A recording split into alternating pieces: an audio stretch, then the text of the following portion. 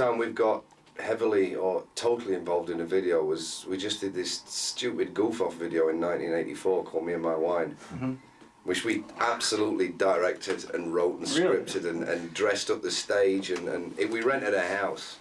And it was supposed to be like the Young Ones TV show, which is an English comedy thing from the 80s. And it was the 5 of us living in a house.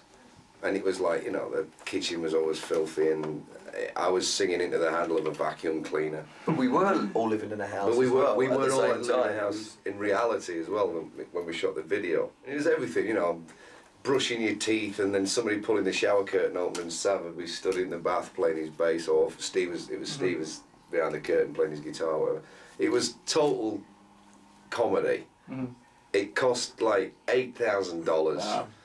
It was nothing, and we did it all ourselves, pretty much, you know. It's like, let's do this and then put that there, and I'm going to do this, you know. There's one scene where I walked down the stairs brushing my teeth and I slapped Phil across the face, you know.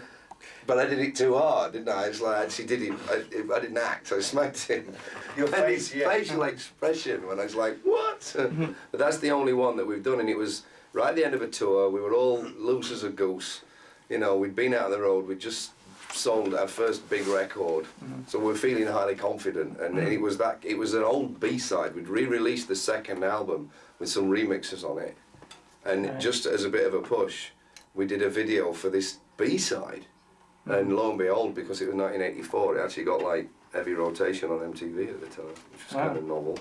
But everything else, it's a case of like, all right, now this is real work, you know. It's at the beginning of a project when you're a little more stiff, you're straight out of the studio, and you've got a video to make for your first single, and everybody's into, like, you know, getting the extra weight off and getting the right clothes on, and it becomes a very tense, stiff kind of atmosphere. Yes. It's hard to get into that. It's mid-tour, making videos is easy.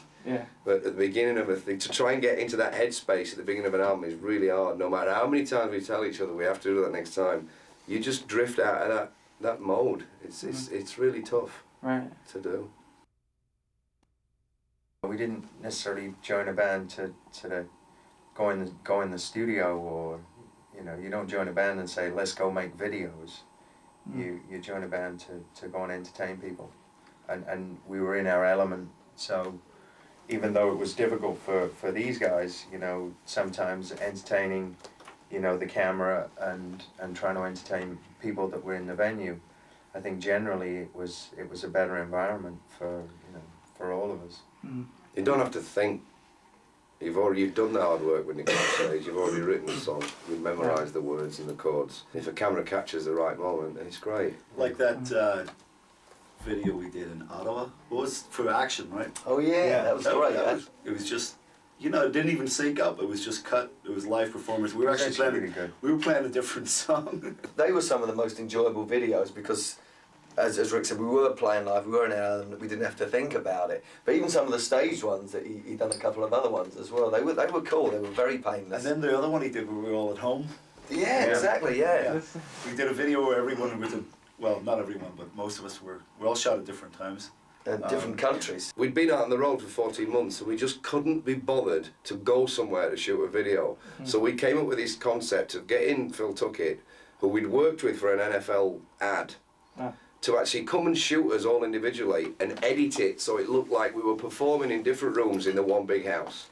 Wow. And that's pretty much what he did. So he shot Rick at home, he shot me at home, he shot Sav at home, Vivian at home, and he shot Phil in a mission and down the road from where I live in California. Mission San Juan. And they had edited it all together. They ghosted me onto Rick's piano. He hadn't even visited my home at that time, had you? And I was sat playing and he was sat playing my piano. Yeah. It was great. It really actually came out great. And the Action video, we took the footage from that we shot in Ottawa well, we shot the whole show, but we used it for I Want to Touch You from the Adrenalize album. But we took some of that footage, used it on Action, and then blue screened me in my living room.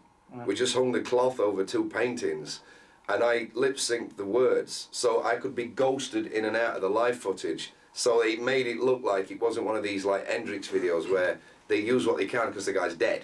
And there's no chance of shooting new footage. We had the luxury of both. We had the old footage that shouldn't have really fitted, plus me actually lip syncing the actual part, and you know, put the bandana on the shades and had the hate beard at the time, and it was real like kind of angry stuff, and it worked great.